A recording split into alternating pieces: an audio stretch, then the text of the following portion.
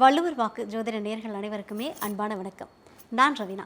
இன்றைய நேர்காணலில் நம்மோடு இணைந்திருக்கக்கூடிய சிறப்பு விருந்தினர் பாரம்பரிய திருவள்ளுவர் குலவம்சம் பிரசன்ன ஜோதிட ஞானி டாக்டர் சுப மாரிமுத்து அவர்கள் நம்மோடு இணைந்திருக்கிறார். அவரிடம் கேட்பதற்கு நிறைய விஷயங்கள் இருக்குது. வாங்க அவங்க கூட சேர்ந்து நிறைய விஷயங்களை கேட்டு தெரிஞ்சுக்கலாம். சார் வணக்கம். வணக்கங்கம்மா. கிட்டத்தட்ட 12 நட்சத்திரக்காரர்களுக்கு பார்த்து முடிச்சாச்சு. சரிம்மா. எல்லாருமே ஹாப்பி, எல்லாருமே கமெண்ட்ஸில் ரொம்ப பாசிட்டிவாக சொல்லியிருந்தாங்க. இப்போ அடுத்ததாக 13வது நட்சத்திரக்காரர்கள் அஸ்தம் காத்துக்கிட்டு இருக்காங்க. அவங்களுடைய எதிர்காலம் எப்படி இருக்கும், அவங்களுடைய குணாதிசயங்கள் எப்படி இருக்கும்ன்றதை சொல்லிடலாமா? ரொம்ப சந்தோஷங்கம்மா. அனைவருக்கும் வணக்கம். பாரம்பரிய திருவள்ளுவர் குல வம்சம் பிரசன்ன ஜோதிடர் சுப மாரிமுத்து திருப்பூர்லேருந்து இந்த பதிவு உங்களுக்காக. அஸ்த நட்சத்திரம் இல்லைங்களாங்கம்மா, அதாவது அஸ்தம் அப்படிங்கிறது 12 நட்சத்திரம் முடிஞ்சு 13வது நட்சத்திரம் இல்லைங்களாங்கம்மா. இந்த 13வது நட்சத்திரம் அஸ்த நட்சத்திரம். இதில் பாருங்கள், அஸ்த நட்சத்திரத்தில் ஒருவர் பிறந்தா அவர் கையில் மருந்து வாங்கி சாப்பிட்டீங்கன்னா தீராத நோய் தீருமா. அஸ்த நட்சத்திரம் கன்னிராசியில் தான் அவங்க பிறந்திருப்பார். இந்த கன்னிராசி யாருன்னு கேட்டிங்கன்னா மேசத்துலேருந்து என்னன்னீங்கன்னா 6வது ராசியாக வரும். மேசம், ரிஷபம், மிதுனம், கடகம், சிம்மம், கன்னி. கரெக்டுங்களாம்மா? 6வது ராசி. 6ஆம் இடம் என்பது நோய்க்குண்டான ராசி. அந்த நோய்க்குள்ளே தான் அந்த அஸ்த நட்சத்திரம் ஒழிஞ்சிருக்குதுங்க. அப்போ அந்த அஸ்த நட்சத்திரம் கை. அஸ்த நட்சத்திரம் இந்த கையுங்க. இது வரைக்கும் இந்த கை அஸ்தம் அதனால தான் அஸ்த நட்சத்திரக்கார கை கொடுக்குறதுக்கு யோசிப்பாங்க. அதை கொடுத்தா அவரோட பவர் போயிருமா. இது எப்படி பூர நட்சத்திரத்துக்கு சொன்னங்க, அது மாதிரி அஸ்தம் கை. இந்த கையை கொடுத்தா அவரோட நட்சத்திரத்தவே பிடிக்கிட்டு போன மாதிரி. அதனால் அஸ்தம் ஒரு சில பேர் கொடுக்க மாட்டாங்க. அஸ்தம்னா இந்த கை இதோட. அதனால் இந்த அஸ்தம் என்பது இந்த கை. அப்போ இந்த கையில் அந்த காலத்தில் மருந்து கசக்குவாங்க இல்லைங்க. இன்றைக்கி தானே நவீனம் வந்துருச்சுங்க. அந்த காலத்தில் ஒரு மருந்து எடுத்து தலை எடுத்து கசக்கி இந்த உள்ளங்கை தான் அஸ்தம். அதில் எடுத்து அந்த சாறு பொழிஞ்சு அவங்க கொடுத்தா அந்த எந்த வைத்தியம் இருந்தாலும் குணமாயிருமா. அப்போது கரெக்டாக பாருங்கள், அஸ்த நட்சத்திரக்காரர்கிட்ட மருந்து வாங்கி சாப்பிட்டாலோ அஸ்த நட்சத்திரக்காரர்கிட்ட நோய்க்கு தலை முறிச்சு கொடுத்தாலோ அந்த நோய் பட்டு போயிடும். இந்த ரகசியம் இன்றைக்கி தெரிஞ்சிருச்சு பாருங்களேன். அஸ்தத்துக்கு வரும்போது அது தானாக வருது இல்லைங்களாம்மா. அஸ்தத்துக்கு வரும்போது அஸ்தம்னா உடுக்க, 2 பக்கம் அடி வாங்கிறது உடுக்க. அஸ்த நட்சத்திரக்காரர் கொஞ்சம் சிரமமானவர் தாங்க. ஆணாக இருந்தாலும் சரி பெண்ணாக இருந்தாலும் சரி 2 பக்கம் உடுக்க. இந்த பக்கம் அடிப்பாங்க, இங்கே உடஞ்சிருச்சுன்னா அந்த பக்கம் அடிப்பாங்க. இது 2 பக்கம் அடி வாங்கிட்டே வாழ்ந்துட்டுருக்கும். அதனால தான் நாம் அதுக்கு பதிலாக என்ன சொல்லுவேன்னா, ஒரு அம்மன் கோயிலில் ஒரு உடுக்க வாங்கி வேலில் கட்டி விட்டு வந்துருங்க. இந்த தெய்வமே அதை பார்த்துக்கிட்டு அப்படியெல்லாம் இந்த ஆதிகால பரிகாரத்தில் கொஞ்சம் சிம்பிளாக சொல்லுவோம். அப்போ இந்த அஸ்த நட்சத்திரக்காரருடைய குணாதிசை என்ன அப்படின்னு கேட்டிங்கன்னா, அஸ்த நட்சத்திரத்தில் சந்திர திசையில் தான் பிறப்பாங்க. அவங்களாட்ட ஒரு நல்ல ஒரு குடும்பம் நடத்துறதுக்கு யாராலையும் முடியாது. ஏன்னா அஸ்த நட்சத்திரம் கன்னிராசி, அஸ்தம் சந்திரனுடைய திசை. வீட்டுக்கு என்னெல்லாம் தேவையான பொருளோ அது ஒரு வருஷத்துக்கு ஆகிற அளவுக்கு சாப்பாட்டு பொருளை சேகரித்து வைப்பாங்க. இப்போ நீங்கள் பருப்பு வகை வேணும்னா நம்ம டெய்லியும் போய் ஒரு 100 கிராம் பருப்பு வாங்க, ஒரு 50 கிராம் பருப்பு வாங்கன்றத விட ஒரு 20 கிலோ பருப்பை வாங்கி மேலே டின்னில் வச்சுருவாங்க. எப்போ சாம்பார் வைக்கணும்னு தோணுதோ அப்போ ஒரு டப்பா எடுத்து போட்டுக்குவாங்க, மீதி இருக்குங்க. அது எல்லாம் கணக்கு போட்டு பார்த்தா ஒரு வருஷத்துக்கு அந்த பருப்பு இருக்குங்க. அப்போ சேகரித்து வைக்கக்கூடியது அஸ்தம். என்னங்க, சாப்பாடு உணவுப் பொருள்களை எல்லாம் பாதுகாப்பு பண்ணி வைக்கிறது. பாருங்கள், இந்த வீட்டுகளெல்லாம் போய் பார்த்தீங்கன்னா வாசலில் பருப்பு காய் போடுவாங்க, சுண்டல் காய் போடுவாங்க, ஏதாவது இந்த மாதிரி ஒரு கோதுமை காய் போடுவாங்க, இந்த செல்லெல்லாம் எடுத்து விடுவாங்க. இந்த பக்குவ நிலை எல்லாம் பண்ணுறதெல்லாம் பார்த்தீங்கன்னா அஸ்த நட்சத்திரக்காரர் இதெல்லாம் பண்ணுவாங்க. இன்றைக்கி நான் வீட்டில் சும்மா தான் இருந்தேனுங்க, சும்மாவாவது இருக்கக்கூடாது, வீட்டில் ஏதாவது செல்லுகில் விழுந்துருந்துச்சுன்னா அதையெல்லாம் எடுத்து ஒதுக்கிட்டு நல்ல பொருளாக தயார் பண்ணி வைக்கலான்னு நான் தான் இதெல்லாம் எடுத்து வச்சேன் அப்படிம்பாங்க. நீங்கள் என்ன நட்சத்திரமானு கேட்டால் அஸ்தம்பாங்க. அவங்களுக்கு அந்த புத்தி வருங்கன்னு சொல்கிறேன்.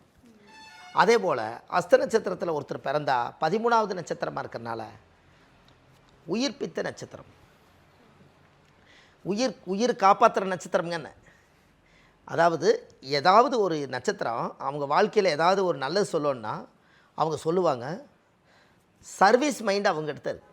இப்போ எங்கெங்கெல்லாம் சேவை பண்ணுறாங்கல்லங்க, அவங்க அஸ்தம் தூண்டி விட்டதுக்கப்புறம் தான் சர்வீஸ் பண்ணுவாங்க. ஏன்னா அஸ்தம் ட்ரஸ்ட்டுக்கு சம்மந்தப்பட்டது. ட்ரஸ்ட்டு யார் வைப்பா? சர்வீஸ் பண்ணுறதுக்கு வைப்பாங்க. நாங்கள் ஒரு 4 பேர் சேர்ந்து ஒரு ட்ரஸ்ட்டு ஆரம்பித்து ஒரு அன்னதானம் பண்ணலான்ட்டு இருக்கிறாங்கன்னா அஸ்த நட்சத்திரக்காரை வச்சு ட்ரஸ்ட்டு ஆரம்பித்தாங்கன்னா அவங்களோட ஆயுள் காலத்து வரைக்கும் அது இருக்குது. அன்னை தெரசா மாதிரி அஸ்தம் தான் ட்ரஸ்ட்டுங்கன்னு. மற்ற யார் நட்சத்திரக்காரர் வச்சாலும் பார்ட்னரில் ப்ராப்ளம் வரும். ஆனால் அஸ்த நட்சத்திரக்காரர் ஆரம்பித்து கொடுத்தாங்கன்னா பிரச்சனை வராது. அது அந்த காலத்திலேயே அந்த பழமொழி இருக்குதுங்க. அப்போ யாரோட வீடு? அஸ்த நட்சத்திர கன்னிராசி புதனோட வீடு. புதன் என்பது யாருன்னா கணக்கு, பேனா, எழுத்து, துறைகள், இது எல்லாமே புதன் தான். அப்போ இது என்ன பண்ணுதுங்க, கரெக்டாக கணக்கு போட்டு எழுதி வைக்கிங்கன்னு.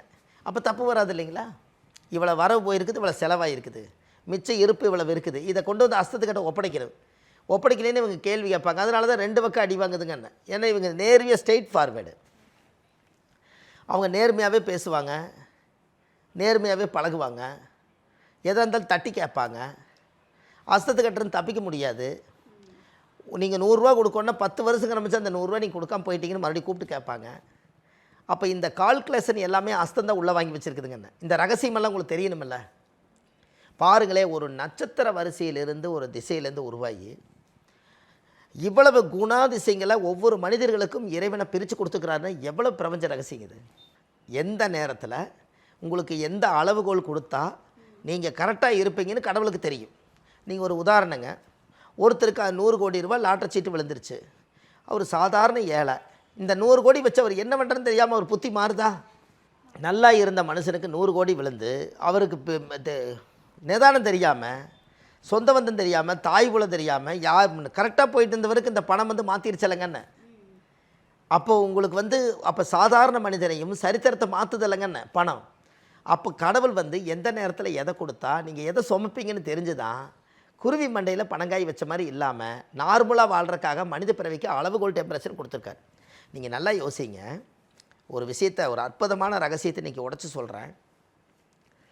104 டிகிரி 104 டிகிரி செல்சியஸ் பிரபஞ்சத்திலிருந்து இன்றைக்கி சென்னை 104 டிகிரி வெயில் நீங்கள் சொல்கிறீங்க, கரெக்டுங்களா?